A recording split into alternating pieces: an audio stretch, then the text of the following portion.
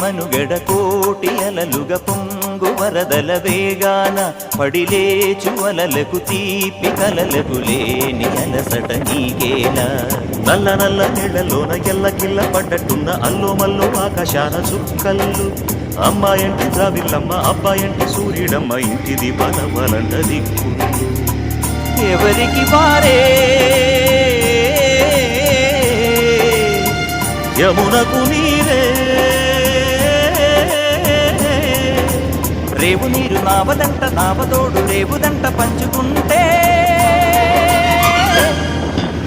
గోరు వంక వాలగానే గోపురానికి స్వరాల గణగణ గంటలే మోగనేలా గోపబాలుడొచ్చినాక గోకులానికి పెదాల కిలకిల పువ్వులే పుట్టలేదా